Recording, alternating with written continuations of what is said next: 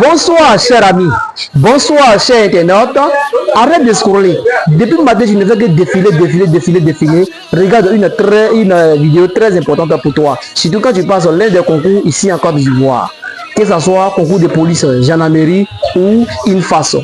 Cette vidéo, elle est faite pour toi. Que tu sois aussi un élève de première D, première A, terminale D, terminale A, cette vidéo, elle est aussi faite pour toi. Enregistre-la, like, partage, surtout laisse un commentaire. Merci monsieur Mohamed, si tu as aimé la vidéo, n'oublie pas de t'abonner.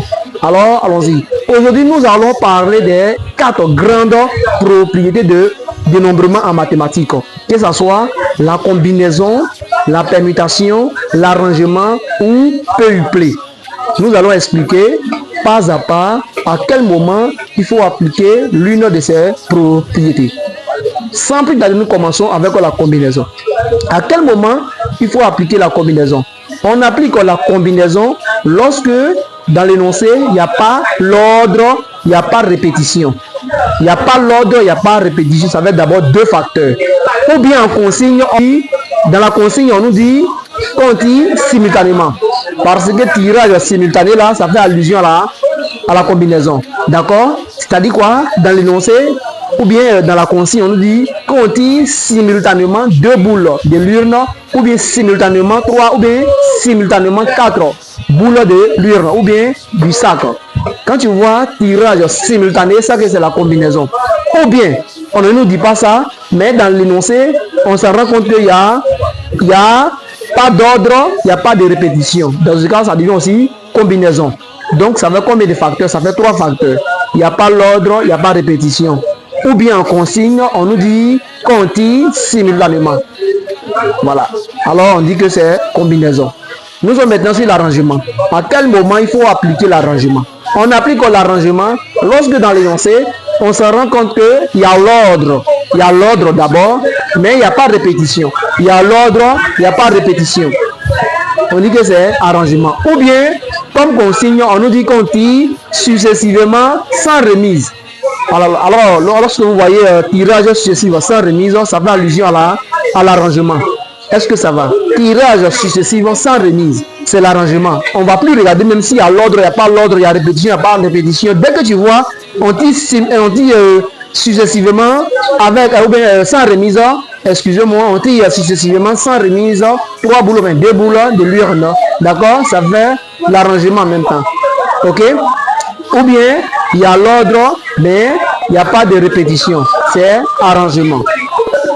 Troisième propriété, c'est peupler. À quel moment il faut appliquer peupler? On applique peupler lorsque il y a l'ordre et la répétition. Il y a l'ordre et la répétition, on applique peupler. Ou bien dans la consigne, on nous dit qu'on tire successivement avec un remise cette fois-ci. Ne faites pas l'amalgame. Pour l'arrangement, c'est sans remise. Même pour peupler, ils vont dire on tire successivement. Parce que les deux se ressemblent. On tire successivement avec une remise. Ça devient peupler. Ou bien, alors dans la consigne, ou bien voilà, dans l'énoncé, on s'en rend compte qu'il y a répétition et puis il y a l'ordre. Dans ce cas, c'est alors peupler. Quatrième et dernière propriété, c'est la permutation. En réalité, une permutation est un arrangement. Donc, les conditions qui s'appliquent à l'arrangement s'appliquent aussi à la permutation. D'accord? Pour faire la permutation, il doit avoir l'ordre et pas de répétition. Ou bien de la consigne, on a dit qu'on tire successivement sans remise. Ça devient permutation. Mais à quel moment un arrangement devient une permutation? C'est lorsque N égale à P. Je donne un exemple clair. C'est comme si on veut garer 3 voitures. D'accord? Dans un garage de 3 places. Vous voyez, il y a 3 voitures, il y a 3 places. Il n'y a pas de problème. On va garer ces voitures-là tranquillement.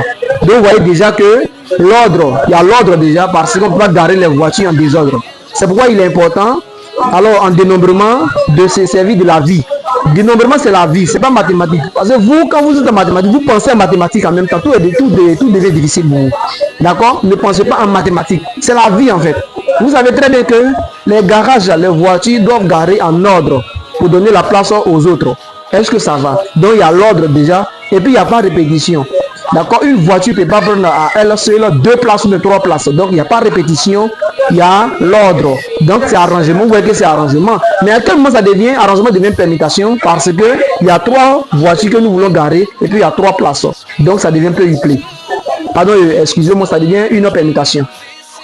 Donc, on vient de finir avec les 4 grandes propriétés et prochainement, je ferai une vidéo alors pour expliquer un peu cette histoire de répétition ou bien pas répétition, l'ordre ou pas l'ordre. Abonnez-vous pour ne rien manquer et à très bientôt pour une nouvelle vidéo.